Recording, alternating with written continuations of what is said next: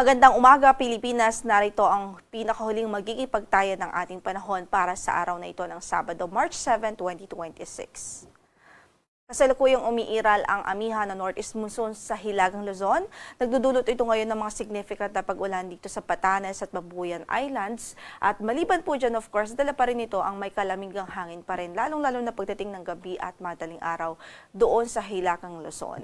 Samantala sa natitirang bahagi naman ng bansa ay easterlies ang nakakaapekto at dala rin po nito ang mainit at malinsangang panahon na most likely mararanasan po natin sa bandang katanghalian at hapon. Sa ngayon ay wala naman tayong bagyo na minomonitor inside the Philippine Area of Responsibility. Although meron tayong minomonitor na cloud cluster po dito sa east section o silangang bahagi ng ating bansa. Pero sa ngayon ay hindi pa naman po ito official na o lubos na naging LPA o low pressure area. Pero patuloy na mag-iantabay sa magiging update na pag-asa sa progress o magiging development dito sa weather system o weather disturbance na ito sa silang bahagi ng ating bansa. Sa ngayon ay asahan pa rin natin ang maulap na papawirin at tsansa ng mga pagbuhos ng ulan dito sa Batanes at Babuyan Islands dahil sa epekto ng amihan o Northeast Monsoon. Samantala sa mainland Cagayan at Apayao, asahan din natin ang maulap na papawirin at mahihinang pagbuhos ng ulan. Sa natitirang bahagi pa ng Northern Luzon, dito po sa Ilocos Region, rest of Cordillera Administrative Region at rest of Cagayan Valley, asahan natin ang bahagyang maulap hanggang sa maulap na papawirin at may tsansa ng mga pulo-pulo o isolated light rains. Samantalang dito po sa Metro Manila at natitirang bahagi pa ng Luzon ay bahagyang maulap hanggang sa maulap din ng papawirin. Generally fair weather naman pero hindi pa rin inaalis yung tsansa ng mga localized at mga panandali ang pagbuhos ng ulan, especially sa hapon at gabi dahil po sa mga thunderstorms or mga localized thunderstorms. Sa Metro Manila, pwede pong umabot hanggang sa 32 degrees Celsius ang ating maximum temperature for today. Sa Baguio naman ay maglalaro from 16 to 25 degrees Celsius, 25 to 32 sa Lawag, 23 to 32 sa Tuguegarao City, 21 to 30 degrees Celsius sa Tagaytay at 25 to 32 degrees Celsius sa Legazpi City.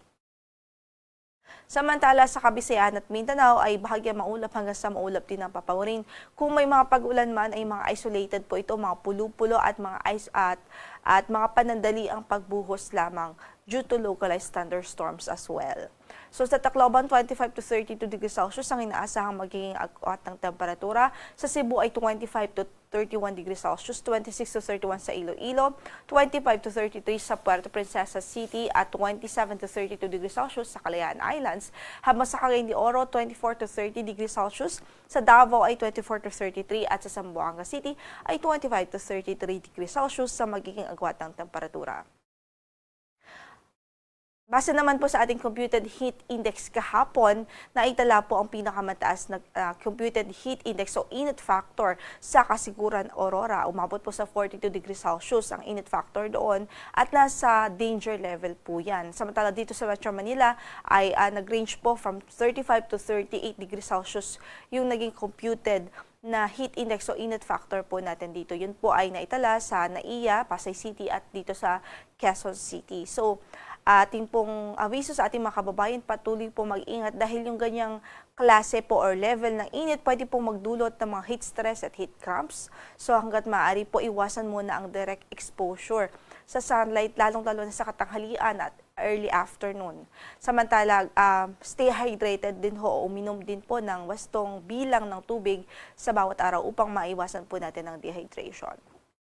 Para naman sa pagtaya ng heat index sa araw na ito, dito sa Metro Manila from 35 to 37 degrees Celsius ang inaasahan na pwede po at posible maging heat index po natin o maximum heat index. Samantala sa Borongan, Eastern Samar, 40 degrees Celsius ang pwedeng abutin, habang sa Cotabato City, Maguindanao ay 40 degrees Celsius din po. Ngayon ay meron tayong gale warning na nakataas at ito po ay nakataas sa Batanes at Babuyan Islands. So ibig sabihin po niyan hanggat maaari hindi po muna natin nire-recommenda po malaot, lalong-lalo na yung maliliit na sasakyang pandagat dahil magiging maalon hanggang sa napakaalon ng kondisyon ng ating karagatan doon. Ang sunrise natin for today is 6:09 in the morning at lulubog ang araw mamaya sa ganap na alas 6:05 ng hapon.